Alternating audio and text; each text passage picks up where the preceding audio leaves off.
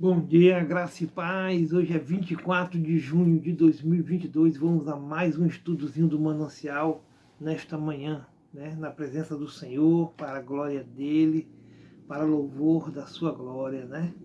E o estudozinho se encontra aqui no livro de Romanos, no capítulo 1, do verso 16 ao 25, para a glória de Deus. E a palavra de Deus nos diz assim, desta forma e desta maneira: o assunto da epístola, a justiça pela fé, porque não me envergonho do evangelho de Cristo, pois é o poder de Deus para a salvação de todo aquele que crê, primeiro do judeu e também do grego, porque nele se descobre a justiça de Deus de fé em fé.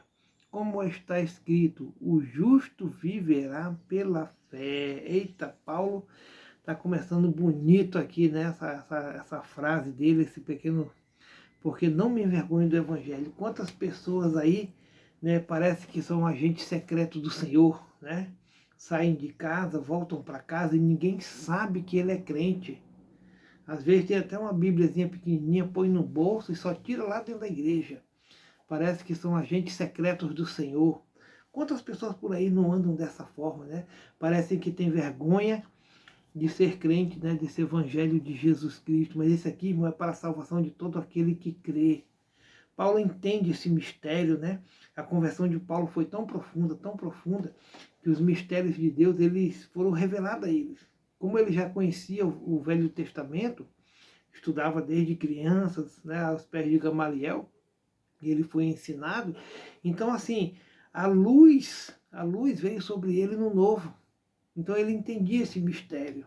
Então ele fala aqui, porque não me envergonho do Evangelho de Cristo, pois é o poder de Deus para a salvação de todo aquele que crê.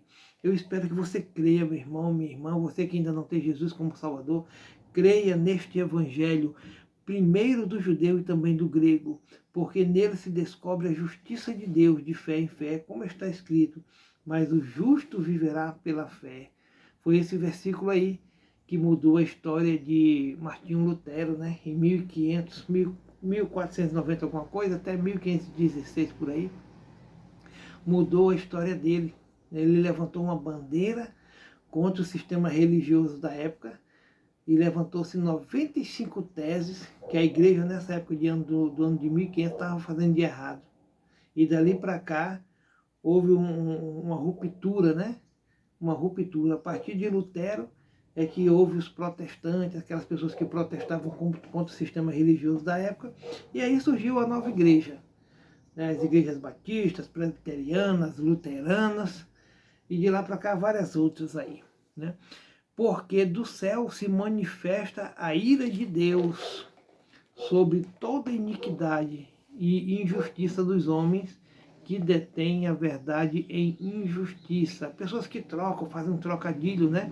Pensam que estão fazendo justiça quando estão fazendo injustiça e por aí vai, né? Porquanto o que de Deus se pode conhecer, nele se manifesta, porque Deus lhe manifestou. Porque as suas coisas invisíveis, desde a criação do mundo, tanto o seu eterno poder, Deus é eterno, poder, como a sua divindade, se entendem claramente, se veem pelas coisas que estão criadas, para que eles fiquem inexcusáveis. Quer dizer, as pessoas que cometem pecado, que fazem as coisas que desagradam a Deus, né, eles não entendem, porque a própria criação fala do Senhor. E essas pessoas irão pagar um preço, né? Todos nós vamos pagar um preço, na realidade, porque se a gente não se arrepender, não deixar o pecado de lado, né, e começar a praticar boas obras, o fim vai ser difícil, né, para essas pessoas. Porquanto tenho conhecido a Deus, não o glorificaram como Deus, nem lhe deram graças. Antes, em seus discursos se desvaneceram e o seu coração insensato se obscureceu. Dizendo-se sábios, tornaram-se loucos. Pessoas que às vezes estudam a palavra, estudam, e a tendência dela é só para o mal, só para as coisas que não é de Deus, né? Elas interpretam mal. Às vezes é assim, estuda e está tão claro, às vezes para nós e para outras pessoas está tão difícil de entender, né? Mas a gente tem que pedir a iluminação do Espírito Santo para que ele se revele o que está por trás das palavras.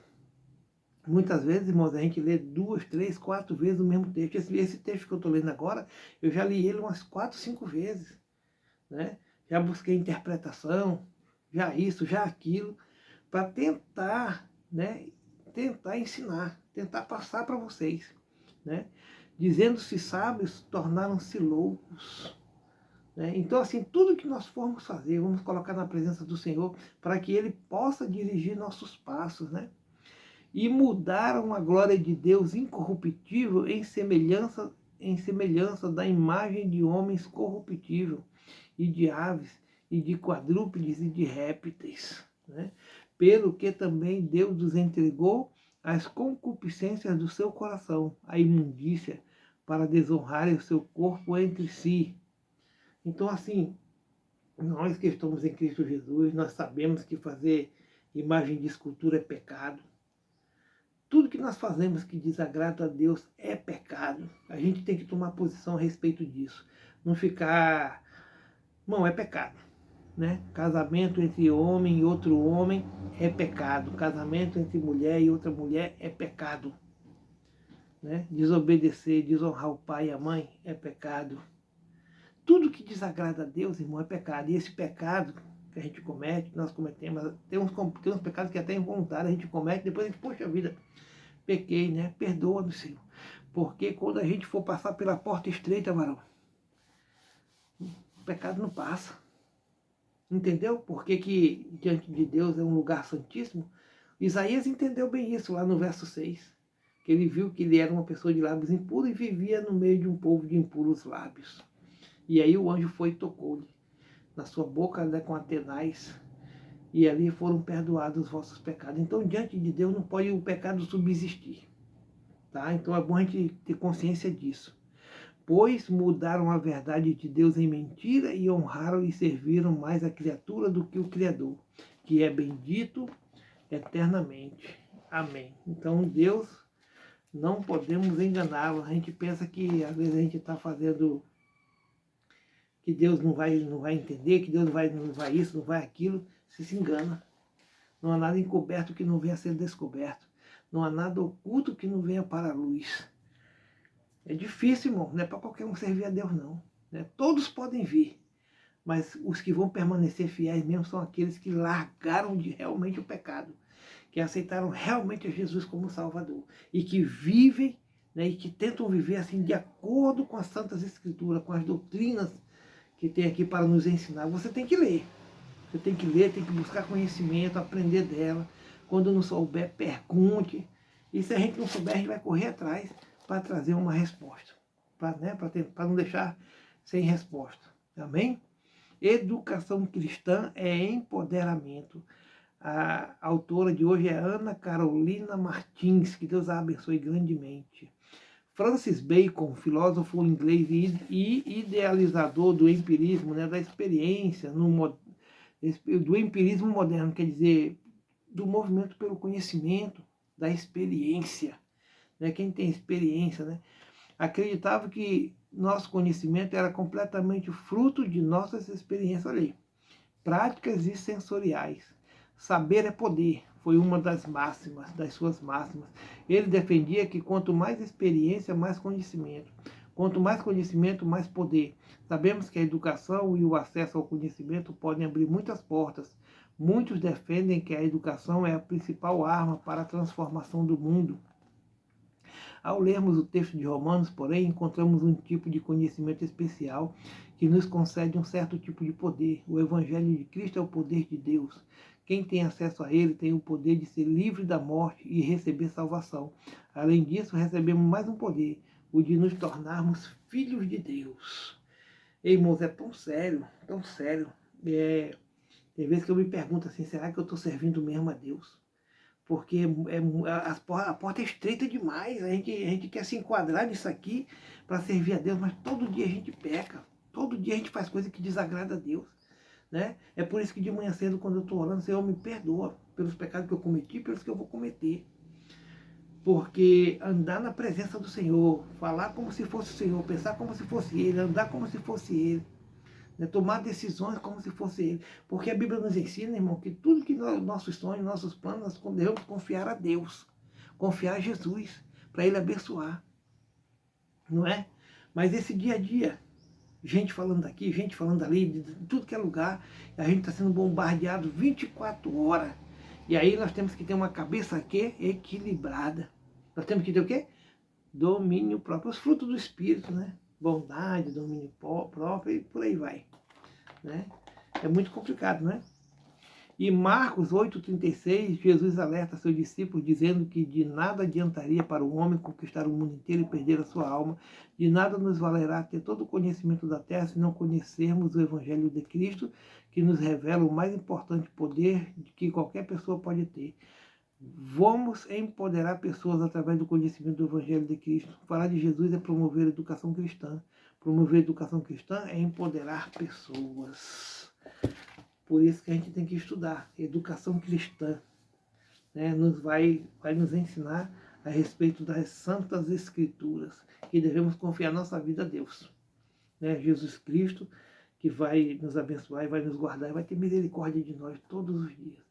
Vamos permanecer firme, irmão, firme, né? Até a morte. Até a morte. Todo dia aprendendo um pouquinho, né? A experiência, não está falando aí? A experiência vai nos fortalecendo, a leitura da palavra vai fortalecendo o nosso espírito, as nossas orações, o nosso jejum, o nosso propósito, o nosso compromisso com Deus. Permaneça firme, meu irmão. Permaneça firme até a morte.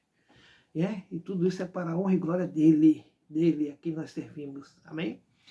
Oremos a Deus, Deus e querido Pai, louvado seja o teu santo nome, Jesus. Louvado seja o teu nome, Jesus. Pai, nos ensina, Pai, aquilo que tu quer que nós saibamos, meu Pai.